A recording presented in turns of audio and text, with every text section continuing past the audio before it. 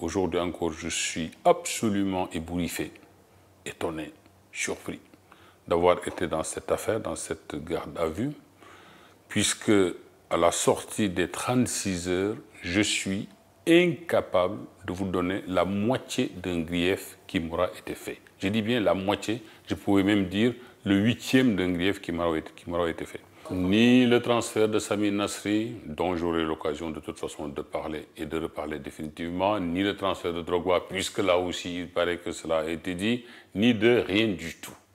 Rien dans la gestion antérieure qui a été la mienne n'a été véritablement évoqué, n'a été dit. Les seules questions dont j'ai été l'objet, c'était à la limite des questions de compréhension. Comment on gère un club, comment on fait un transfert, comment on peut signer un contrat, comment on peut le prolonger.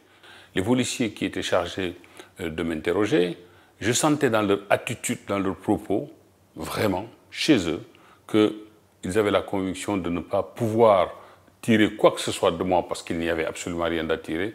J'allais même dire leur conviction que j'étais complètement en dehors de tout ce qui pouvait être, j'allais dire, une action délictueuse. Le plus terrible, c'est que quand, à un moment donné, on est dans ces endroits sinistres, quand on est dans ces endroits où, effectivement, on peut comprendre que des coupables puissent s'y trouver, quand on est dans ces endroits où on peut côtoyer des gens qui ne sont sans doute pas recommandables, quand on est dans ces endroits-là, le plus pénible, le plus dur, c'est qu'on pense à ses proches, on pense à sa famille, on pense à ses amis.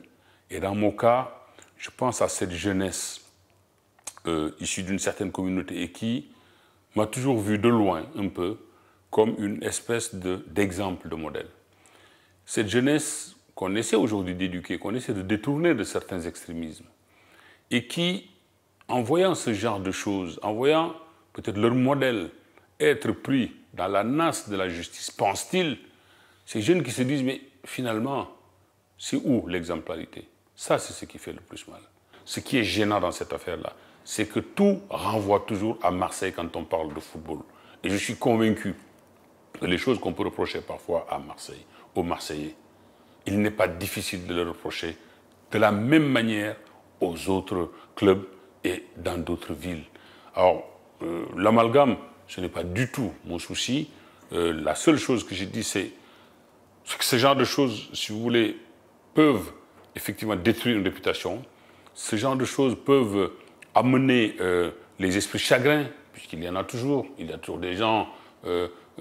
j'ai ici appris qu'il y a même quelqu'un qui a rapproché ma garde à vue au propos de Sagnol.